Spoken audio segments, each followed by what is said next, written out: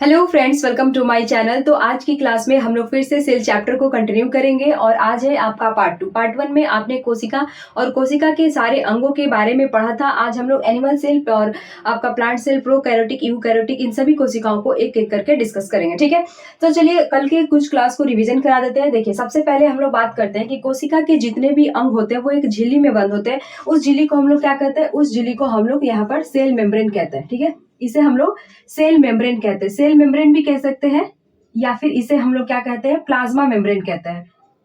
ठीक है, इसे हम लोग सेल मेम्ब्रेन या प्लाज्मा मेम्ब्रेन यानी कि कोशिका झिल्ली या फिर प्लाज्मा झिल्ली कहते हैं।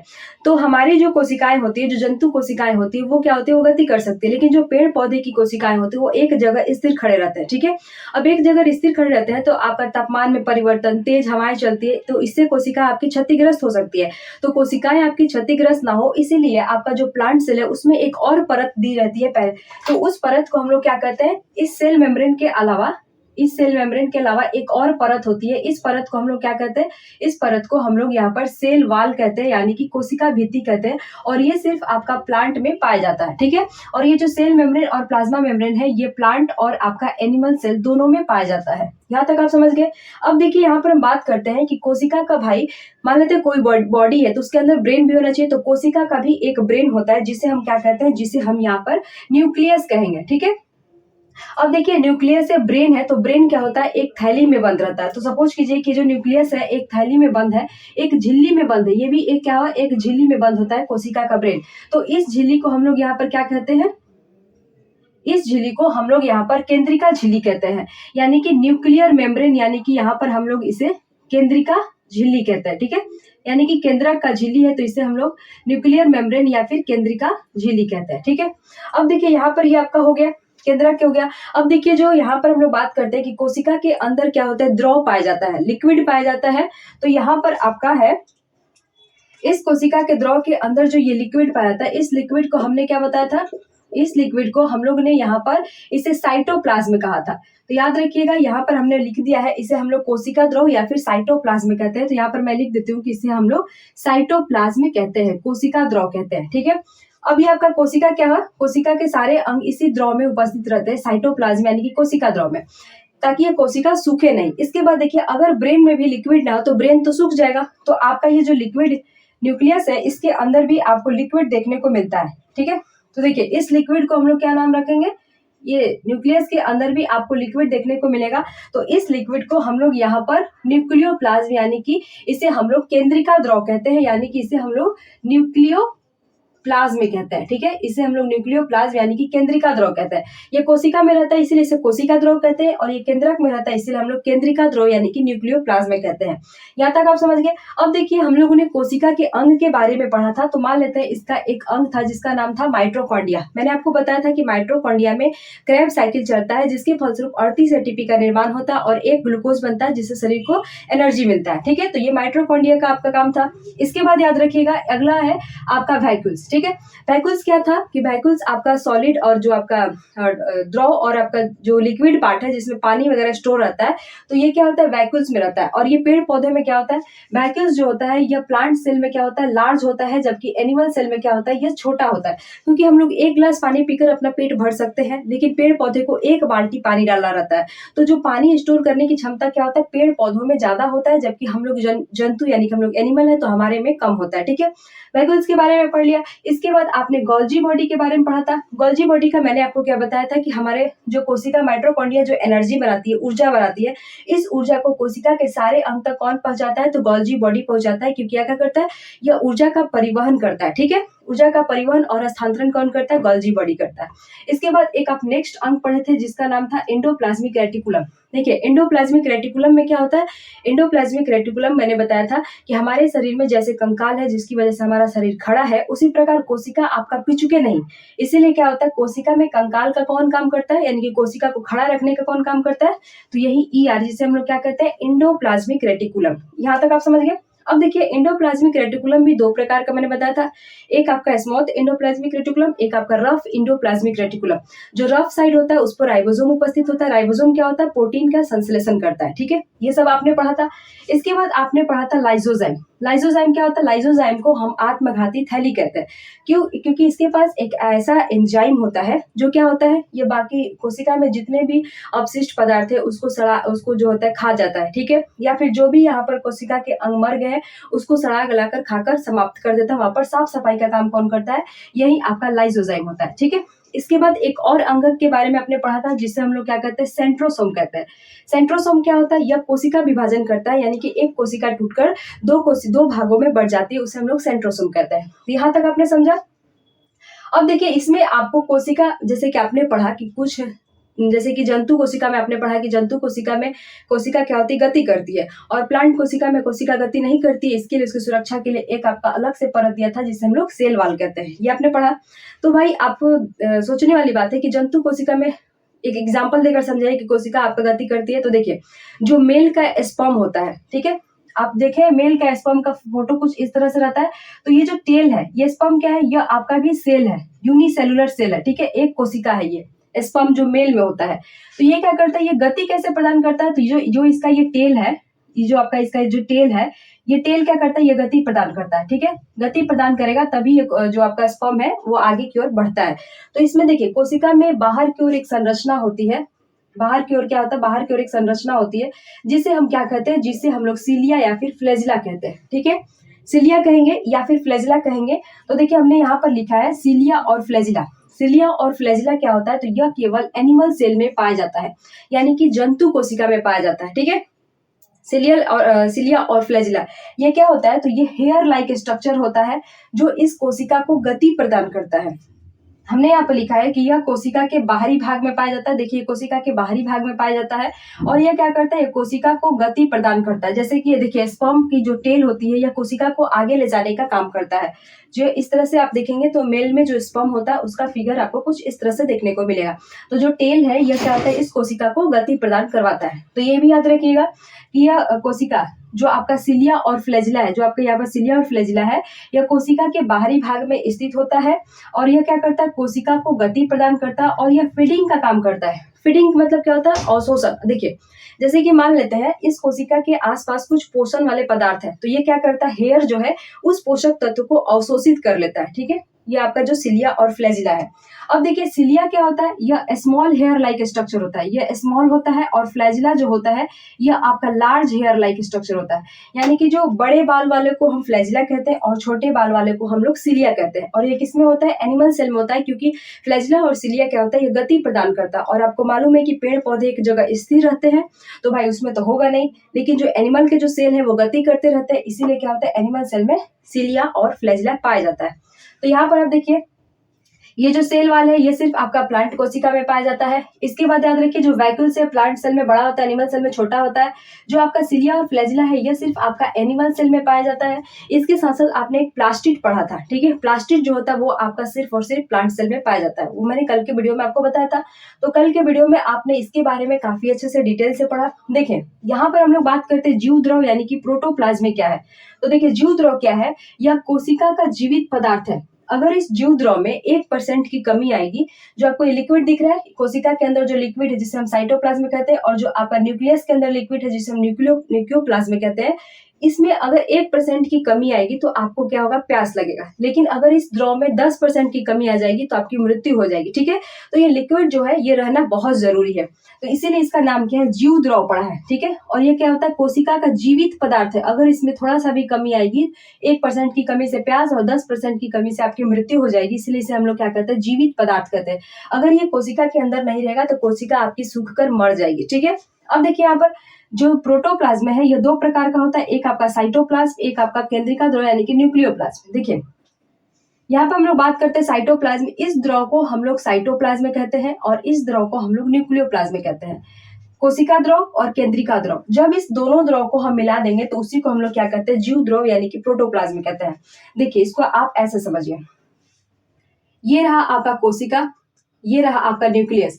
तो ये जो न्यूक्लियस के अंदर जो द्रव है इसको हम लोग क्या कहते हैं? केंद्रिका द्रव कहते हैं, ठीक है। इसे हम लोग क्या कहेंगे? केंद्रिका द्रव। और जो यहाँ पर आपका द्रव है, ये जो लिक्विड है, इसको हम लोग क्या कहते हैं, साइटोप्लाज्म यानी कि कोशिका द्रव, ठीक है। और इन दोनों द्रव को यदि हम मिला देंगे तो उसी को हम लोग क्या कहते हैं, प्रोटोप्लाज्म यानी कि जीव द्रव कहते हैं, ठीक है। ये जीवन के लिए बहुत ज्यादा इंपॉर्टेंट है। तो यहाँ तक आपने कोशिका के स्ट्रक्चर के बारे में पढ़ लिया, कोशिका के कौन कौन अंग के क्या क्या काम है। हेयर लाइक स्ट्रक्चर, सिलिया और फ्लैजिला सिर्फ एनिमल सेल में पाया जाता है, सेल वॉल जो होता है सिर्फ प्लांट सेल में पाया जाता है। तो कल के वीडियो में आपने इसको अच्छा से देखा, आज आपने जीव द्रव और सिलिया और फ्लैजिला क्या है इसके बारे में देखा, ठीक है। अब देखिए यहाँ पर हम लोग बात करते हैं, जो ये कोशिका है, यह कोशिका आपका दो प्रकार का होता है। एक होता है प्रोकैरियोटिक सेल और एक होता है यूकैरियोटिक सेल। यूकैरियोटिक को भी दो भागों में बांटेंगे, तो एक आपका एनिमल सेल होता है, एक आपका प्लांट सेल होता है, यानी कि जंतु कोशिका, एक आपका पादप कोशिका। तो ये मोस्ट इंपॉर्टेंट है, यहाँ से क्वेश्चन पूछे जाते हैं, तो इसको हम लोग अच्छा से विस्तृत से पढ़ेंगे, ठीक है। फिलहाल अभी इस पर हम लोग देखते हैं। तो देखिए हमने यहाँ पर लिखा है कि सजीवों में कोशिका का साइज कितना होता है, 1 मीटर का 10 लाखवें भाग होता है, या फिर माइक्रोमीटर अथवा माइक्रोन के बराबर होता है। मैंने आपको क्या बताया कि जो ये कोशिका आपको दिख रही है, ठीक है। अच्छा देखिए यहाँ पर आपने न्यूक्लियस के बारे में पढ़ा था कि जैसे मान लेते हैं ये कोशिका है। कोशिका, अगर आप अपने हथेली पर सुई चुभाते हैं तो सुई के नोक पर आपको 10 से 12 कोशिकाएं देखने को मिल जाएगी। अगर उस कोशिका को जूम करके देखते हैं तो उस कोशिका के अंदर भी आपके इतने सारे अंग देखने को मिलेंगे, ठीक है। फिर और जूम करेंगे तो जो ये न्यूक्लियस है, ये न्यूक्लियस आपको दिखाई देगा। फिर न्यूक्लियस को और जूम करेंगे तो इसी न्यूक्लियस में आपको क्या क्या देखने को मिल रहा था, कल इसी न्यूक्लियस में आपको क्रोमोसोम देखने को मिल रहा था, ठीक है। इसी न्यूक्लियस में आपको क्रोमोसोम देखने को मिल रहा था। और देखिए इसी क्रोमोसोम को फिर आप इसी क्रोमोसोम को आप क्या कर रहे थे, और जूम कर रहे थे तो इसमें आपको डीएनए देखने को मिल रहा था, ठीक है। और फिर इस डीएनए को और आप जूम कर रहे थे तो इसमें आपको जीन देखने को मिल रहा था। ये जो चीजें हैं, क्रोमोसोम कैसा होता है, तो ये एक्स आकार का कुछ आपको इस तरह से दिखाई देता है। इसी में कोशिका के सारे आनुवांशिक गुण होते हैं जो एक पीढ़ी से दूसरी पीढ़ी में जाते हैं, ठीक है। तो इसको अगर हम केंद्रक को सूक्ष्मदर्शी की सहायता से जूम करके देखते जाए तो इस केंद्रक में आपको क्रोमोसोम दिखाई देगा, जो आपका कितने जोड़े होते हैं, 23 जोड़ा, यानी कि 23 पेयर होता है। हमारे मेल और फीमेल में कितने क्रोमोसोम होते हैं, 46 जोड़ा की बात करें तो 23 जोड़ा होता है, ठीक है। यानी कि 23 जोड़ा क्रोमोसोम होगा। इस क्रोमोसोम के अंदर ही डीएनए होता है, इस डीएनए के अंदर ही जीन होता है। तो ये सभी चीजें कहाँ होता है, इसके ब्रेन में, इसके न्यूक्लियस में, इसके केंद्रक में होता है, ठीक है। तो इसके बारे में आपने अच्छे से जान लिया। अब देखिए बात करते हैं कि कोशिका बहुत ज्यादा छोटी होती है। कितनी छोटी होती है, तो सजीवों में कोशिका का साइज 1 मीटर का कितना, 10 लाखवें भाग के क्या होता है, बराबर होता है, ठीक है। अब देखिए सबसे छोटी कोशिका की बात करें तो सबसे छोटी कोशिका कौन होती है, तो वो होता है माइकोप्लाज्मा, जो एक जीवाणु कोशिका है। या तो आपको पूछेगा जीवाणु कोशिका है सबसे छोटी कोशिका, या फिर कोशिका का उस जीवाणु कोशिका का नाम दे देगा जिसका नाम क्या है, माइकोप्लाज्मा। इसका साइज आपको एनसीईआरटी में दिया है, यहाँ पर 0.1 से लेकर 0.5 माइक्रोमीटर, ठीक है। अब देखिए यहाँ पर बात करते हैं सबसे बड़ी कोशिका कौन है, तो सबसे बड़ी कोशिका आपका शुतुरमुर्ग का अंडा है। शुतुरमुर्ग का अंडा भी आपका क्या है, कोशिका ही है। इसका साइज कितना होता है, 170 mm से लेकर 130 mm तक, ठीक है। यहाँ तक आप समझ गए। अब देखिए हम बात करते हैं कि मुर्गी का अंडा एकल कोशिका है। जो मुर्गी का अंडा होता है, एग सेल है, वो भी क्या है, एकल कोशिका है, तथा आकार में बड़ा होने के कारण इसे हम लोग नग्न आंखों से देख सकते हैं। तो देखिए कुछ कोशिकाएं इतनी छोटी होती है जिसे हमें माइक्रोस्कोप से देखना पड़ेगा, लेकिन कुछ कोशिकाएं ऐसी होती है जिसे हम लोग देख सकते हैं, जैसे कि आपका मुर्गी का अंडा हुआ, शुतुरमुर्ग का अंडा हुआ, तो इसको आप लोग आराम से आंखों से देख सकते हैं, ठीक है। तो अभी हम लोग यहाँ पर पढ़ेंगे सेल के बारे में। सेल के बारे में सबसे पहले एनिमल सेल, प्लांट सेल के बारे में पढ़ेंगे, इसके बाद प्रोकैरियोटिक और यूकैरियोटिक के बारे में देखेंगे, ठीक है। इतना याद रखिएगा, जो प्लांट सेल है और एनिमल सेल है ये आपकी यूकैरियोटिक सेल है, ठीक है। यूकैरियोटिक सेल है, यूकैरियोटिक सेल के अंदर आता है। तो चलिए अभी हम लोग एनिमल और प्लांट सेल को देखते हैं। जिसको स्क्रीनशॉट लेना है वो स्क्रीनशॉट ले लीजिए। देखिए अब हम यहाँ पर plant cell, animal cell, prokaryotic, eukaryotic कोशिकाओं के बारे में पढ़ेंगे। जैसा कि आपने क्या पढ़ा कि सेल आपका दो प्रकार का होता है, एक आपका होता है प्रोकैरियोटिक, ठीक है, और एक आपका होता है यूकैरियोटिक। यूकैरियोटिक दो प्रकार के होते हैं। यूकैरियोटिक में आपके एनिमल सेल आ जाएंगे और आपके प्लांट सेल आ जाएंगे, ठीक है। एनिमल सेल और प्लांट सेल, तो सबसे पहले हम लोग एनिमल और प्लांट सेल में अंतर देखेंगे। जो आपके यूकैरियोटिक सेल है, कैसे सेल है, तो यूकैरियोटिक सेल है। तो देखिए सबसे पहले बात करते हैं प्लांट सेल और एनिमल सेल में क्या अंतर है। तो मैंने आपको क्या बताया था कि जो प्लांट सेल होते हैं वो एक जगह स्थिर खड़े रहते हैं, तो उनको बचाव के लिए, उनकी कोशिकाओं के बचाव के लिए एक अलग से परत दी रहती है। उस परत को मैंने क्या बताया, सेल वाल होता है, कोशिका भित्ति। तो कोशिका भित्ति सिर्फ और सिर्फ आपके प्लांट सेल में पाई जाती है या एनिमल सेल में नहीं पाई जाती है, ठीक है। इसके बाद देखिए प्लास्टिड की बात करें, इसे किचन ऑफ द सेल कहते हैं, क्योंकि प्लास्टिक को मैंने पढ़ाया कि 3 तरह के होते हैं। एक आपका क्लोरोप्लास्ट, ल्यूकोप्लास्ट, क्रोमोप्लास्ट। क्लोरोप्लास्ट भोजन बनाता है, ल्यूकोप्लास्ट भोजन को संग्रह करता है और क्रोमोप्लास्ट होता है उसमें रंग प्रदान करता है। तो ये किसमें होता है? ये सिर्फ और सिर्फ आपके प्लांट सेल में पाया जाता है, क्योंकि हम लोग जो होते हैं वो पौधे द्वारा बनाए गए भोजन को ग्रहण करते हैं, लेकिन जो पौधे होते हैं वो खाना बनाते हैं। तो ये जो चीजें हैं प्लास्टिड, ये किसमें होता है? प्लांट सेल में पाया जाता है, जबकि ये एनिमल सेल में नहीं पाया जाता है। ठीक है। इसके बाद देखिए जो प्लांट सेल जो होता है वो चौकोर शेप का होता है। ये क्या होता है? ये आपका कुछ इस तरह से चौड़ा देखने को मिलेगा, ये चौकोर शेप का होता है। जबकि एनिमल जो सेल होता है ये कैसा होता है? ये आपका राउंड शेप का होता है। ठीक है। अब देखिए यहाँ पर हमने यहाँ पर लिखा है लाइसोसोम। लाइसोसोम क्या होता है? इसे हम आत्महत्या की थैली कहते हैं, जो आपका लाइसोसोम होता है। तो ये लाइसोसोम किसमें नहीं होता है? ये आपका प्लांट सेल में नहीं पाया जाता है। ठीक है। यहाँ पर होता नहीं पाया जाता है। सिलिया और फ्लैजिला की बात करें तो मैंने आपको क्या बताया था? सिलिया और फ्लैजिला हेयर लाइक स्ट्रक्चर होता है। सपोज कीजिए कि ये आपका ये जो लंबा वाला हेयर होता है, ये क्या होता है? ये आपका फ्लैजिला हो गया, और इसमें जो होता है छोटे छोटे जो आपको ये हेयर दिखाई देते हैं, ये क्या होता है? ये आपका सिलिया हो जाता है। ठीक है। जो लंबा हेयर होता है वो फ्लैजिला होता है, और जो छोटा हेयर होता है उसको हम लोग क्या कहते हैं? सिलिया कहते हैं। और ये गति प्रदान करता है कोशिका को। तो पेड़ पौधे की कोशिका तो एक जगह स्थिर रहती है, तो इसमें सिलिया और फ्लैजिला पेड़ पौधे में नहीं पाया जाता है, जबकि एनिमल सेल में सिलिया और फ्लैजिला होते हैं जो आपकी कोशिकाओं को गति प्रदान करते हैं। ठीक है। यहाँ तक आप समझ गए। अब देखिए जो प्लांट सेल होता है उसमें जो वैक्यूल्स होता है वो लार्ज होता है, और हमारे में जो एनिमल सेल होता है उसमें वैक्यूल्स जो होता है स्मॉल होता है। जो हम लोग होते हैं वो एक गिलास पानी में अपना काम ठीक कर सकते हैं, लेकिन जो पेड़ पौधे होता है उसमें 1 बाल्टी 2 बाल्टी पानी डालना पड़ता है, क्योंकि उसके जो वैक्यूल्स होते हैं वो बड़ा होता है। ठीक है। तो याद रखिएगा, लार्ज वैक्यूल्स किसमें होता है? प्लांट सेल में, और स्मॉल वैक्यूल्स किसमें होता है? एनिमल सेल में होता है। यहाँ पर हमने लिखा है क्लोरोप्लास्ट। देखिए ये आपका प्लास्टिड में ही आ जाएगा, क्योंकि मैंने बताया था क्लोरोप्लास्ट, क्रोमोप्लास्ट, ल्यूकोप्लास्ट, ये आपका प्लास्टिड में आ जाएगा, लेकिन ये अलग से दिया रहता है, तो इसलिए मैंने इसको अलग से लिख दिया कि क्लोरोप्लास्ट किसमें होता है? जो खाना कौन बनाता है? पेड़ पौधे। तो ये क्लोरोप्लास्ट सिर्फ और सिर्फ आपका पेड़ पौधे यानी कि प्लांट सेल में होता है, जबकि एनिमल सेल में यह नहीं पाया जाता है। इसके बाद देखिए जो आपका ये प्लांट सेल होता है, ये क्या होता है? इनका साइज जो होता है बड़ा होता है, और एनिमल सेल का जो साइज है वो स्मॉल होता है। इसके बाद देखिए सेल प्लेट की बात करें और सेंट्रोसोम की बात करें, तो हमने यहाँ पर बीच में कॉमन लिखा है। कॉमन में हमने यहाँ पर सेंट्रोसोम लिखा है। देखिए जब पौधे छोटे होते हैं तो उसमें सेंट्रोसोम होता है, लेकिन जब पौधे बड़े हो जाते हैं तो यही सेंट्रोसोम इसमें सेल प्लेट सेंट्रोसोम का काम करने लगता है। तो बड़े पौधों में सेल प्लेट काम करता है, और यही एनिमल सेल में यहाँ पर सेंट्रोसोम होता है, जो कोशिका विभाजन। इसमें देखिए एनिमल सेल में कोशिका विभाजन किसके थ्रू होता है? सेंट्रोसोम के थ्रू होता है। लेकिन जो आपका प्लांट सेल है, जब पौधे बड़े हो जाते हैं तो उसमें आपका सेल डिवीजन किसके थ्रू होता है? सेल प्लेट के थ्रू होता है। ठीक है। तो दोनों में अंतर समझ गए। मेन अंतर देखिए क्या क्या पूछता है आपका प्लांट सेल में। याद रखिएगा कि हमेशा सेल वाल ओनली जो होता है प्लांट सेल में पाया जाता है। जो आपका प्लास्टिड है ये भी आपका प्लांट सेल में पाया जाता है। इसके बाद आपका लार्ज वैक्यूल्स पूछेगा तो ये भी आपका प्लांट सेल में होता है बड़ा, और क्लोरोप्लास्ट जो है ये भी ये आपका प्लांट सेल में होता है। ठीक है। तो ये जो 4 चीज है, एक ये और ये तो ये क्या होता है? ये सिर्फ और सिर्फ प्लांट सेल में ये मुख्य अंतर है जो प्लांट सेल का दिया रहता है। ये याद रखिएगा। प्लास्टिड के पास अपना राइबोसोम और डीएनए पाया जाता है। याद रखिएगा प्लास्टिड जो है इसके पास अपना राइबोसोम और डीएनए होता है। वही आपका एनिमल सेल में याद रखिएगा, तो इसमें आपका सिलिया और फ्लैजिला एनिमल सेल में अलग से दिया रहता है। इसका वैक्यूल्स जो होता है छोटा होता है, इसमें सेंट्रोसोम होता है, और ये आपका इसमें लाइसोसोम हुई होता है। ठीक है। ये आपका एनिमल सेल का अंतर है। अब देखिए दोनों में मुख्य रूप से कॉमन क्या होता है कि इसमें एनिमल सेल में भी मिलेगा और प्लांट सेल में भी देखने को मिलेगा। सेल मेम्ब्रेन की बात करें, कोशिका झिल्ली, तो कोशिका के सभी अंग एक झिल्ली में बंद होता है, जिसे कोशिका झिल्ली कहते हैं।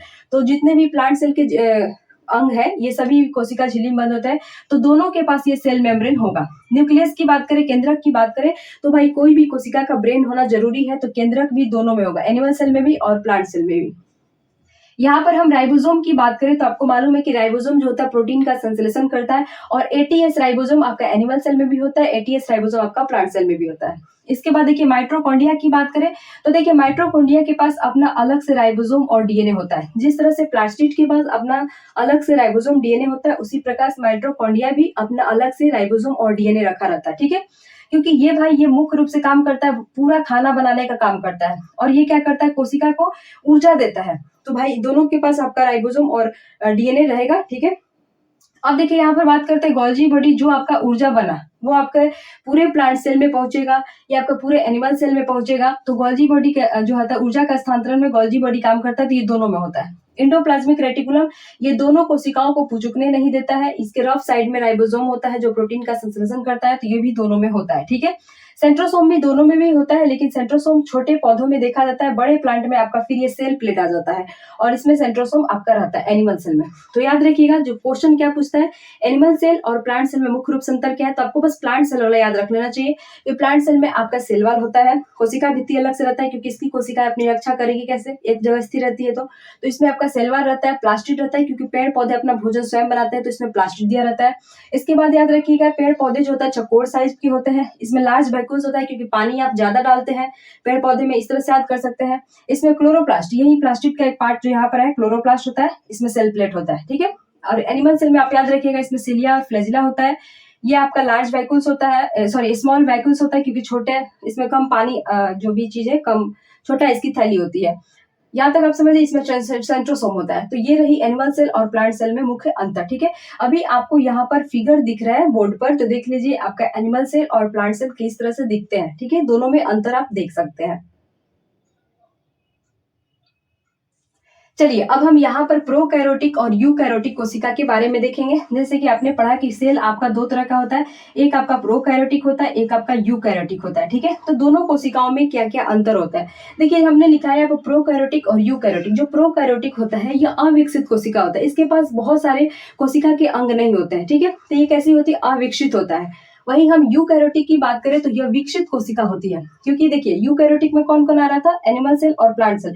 और एनिमल सेल और प्लांट सेल में देखिए कोशिका के कितने अंग यहाँ पर आपको देखने को मिलेंगे, ठीक है। तो ये क्या होता है, ये आपका विकसित होता है यूकैरियोटिक वाला। अब देखिए यहाँ पर बात करते हैं प्रोकैरियोटिक जो होता है ये छोटा होता है।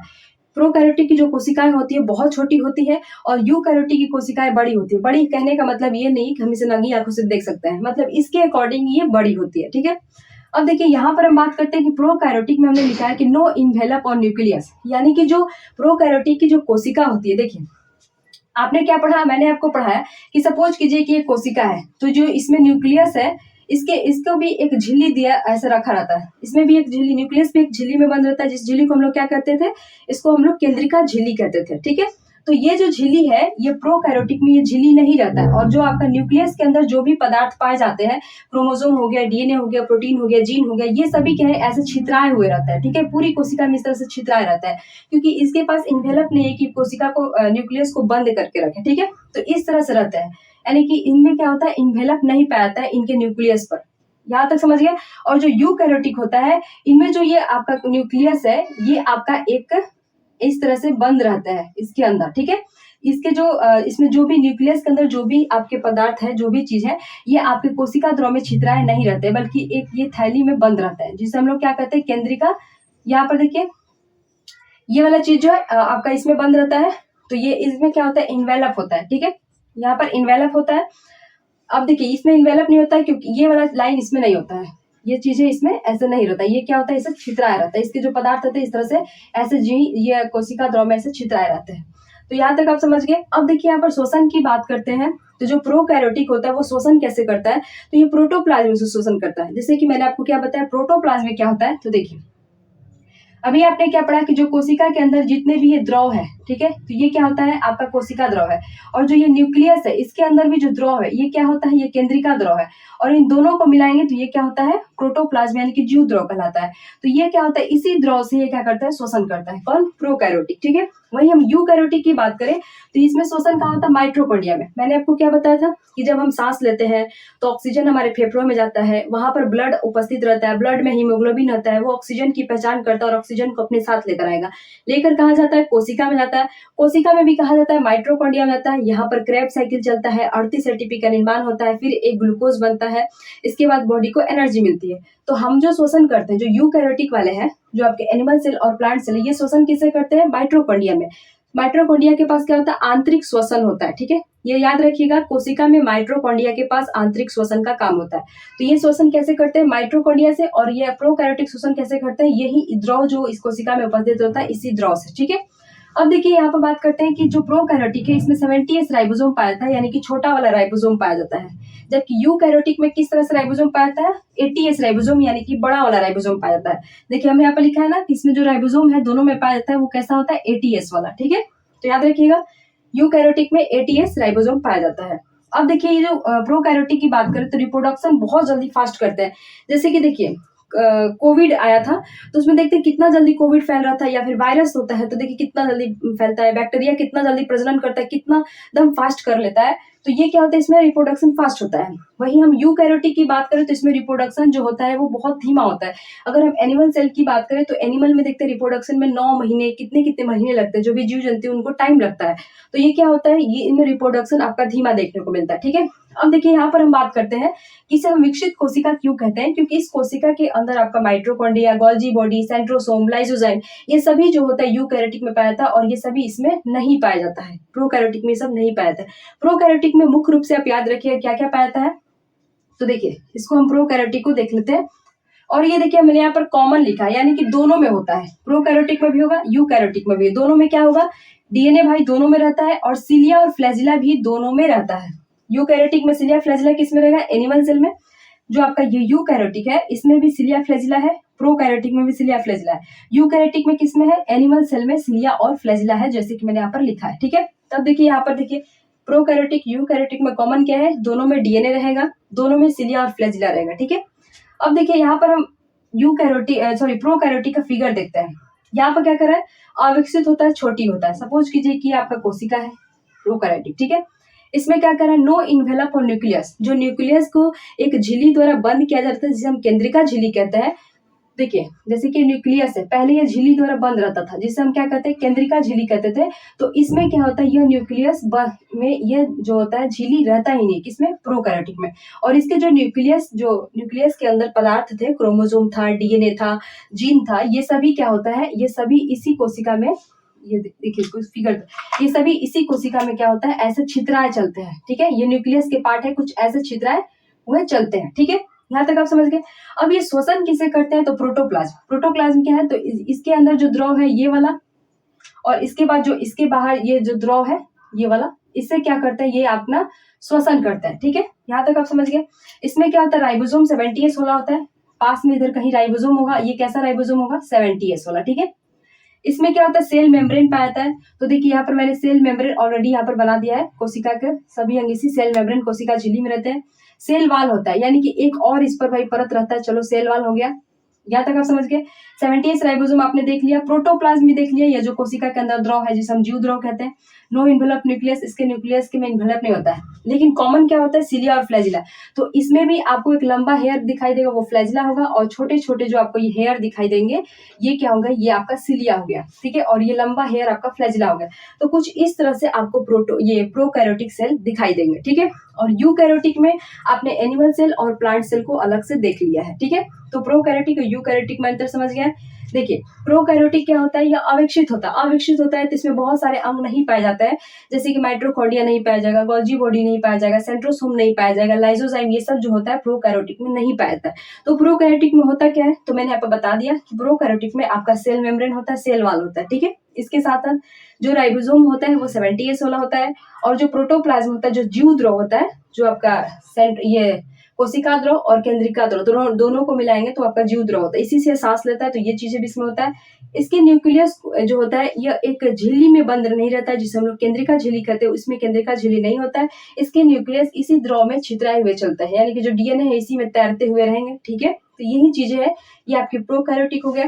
तो देखिए अभी आपको बोर्ड पर प्रोकैरियोटिक और यूकैरियोटिक कोशिका का फिगर दिख रहा है, तो आप लोग देख सकते हैं कि प्रोकैरियोटिक कैसा होता है और यूकैरियोटिक कैसा होता है। ठीक है, चलिए अब हम यहाँ पर कुछ इंपॉर्टेंट एनसीईआरटी के कुछ टर्म दिए गए हैं जहां से आपके क्वेश्चन पूछे गए हैं। तो देखिए यहाँ पर हम बात करते हैं, सबसे पहले यहाँ लिखा हुआ है कोशिकाओं की आकृति तथा आकार उनके विशिष्ट कार्यों के अनुरूप होते हैं। अगर देखिए यहाँ पर अगर आपको ऐसा लगता है कि जो चूहा के शरीर की कोशिका होगी वो छोटी छोटी होगी और हाथी के शरीर की कोशिकाएं बड़ी बड़ी होगी, तो ऐसा कुछ नहीं है। देखिए चूहा हो या हाथी, उनमें जो कोशिकाएं पाई जाती है उनकी जो कोशिका की आकार होगी वो उनके कार्यों के अनुरूप होगी। जैसा वो कोशिका कार्य कर रहा है उसके अनुरूप ही उसके क्या होगा, आकृति और साइज होगा। ठीक है, देखिए जो चूहा में कोशिकाएं होगी वो आपकी कोशिकाएं बहुत कम होगी। हाथी का शरीर बड़ा होता है तो उसमें कोशिकाएं ज्यादा होगी, लेकिन आप ये नहीं कह सकते हैं कि चूहा में कोशिका के जो आकार होगा छोटे छोटे होगा और हाथी में जो कोशिका का आकार होगा वो बड़े बड़े होगा, ये आप नहीं कह सकते हैं।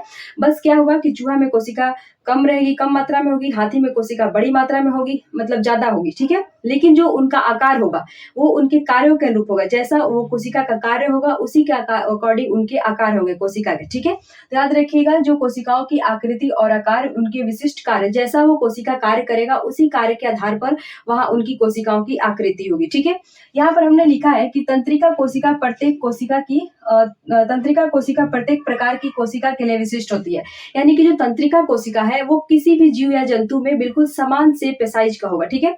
अगर जो चूहा के शरीर का जो तंत्रिका कोशिका है, या फिर हाथी के शरीर का तंत्रिका कोशिका, या फिर हमारे शरीर का जो तंत्रिका कोशिका होगा, उनका जो आकार होगा वो बिल्कुल सब में सेम होगा, ठीक है। भले ही चूहा छोटा होता है लेकिन तंत्रिका कोशिका का आकार जितना बड़ा उसमें होगा उतना ही बड़ा हमारे में अंदर होगा, ठीक है। तो ये याद रखिएगा कि जो तंत्रिका कोशिका होता है वो सभी जीवों में सेम इसका साइज होगा। यहाँ तक आप समझ गए। ये तंत्रिका कोशिका क्या करता है कि संदेश प्राप्त कर उसका स्थानांतरण करता है। देखिए, इसको एक बार अच्छा से समझा रहे हैं कि जो कोशिकाओं की आकृति तथा आकार उनके कार्यों के अनुरूप होगा। सपोज कीजिए कि ये चूहा है, ठीक है, और ये आपका बड़ा सा हाथी है, ठीक है।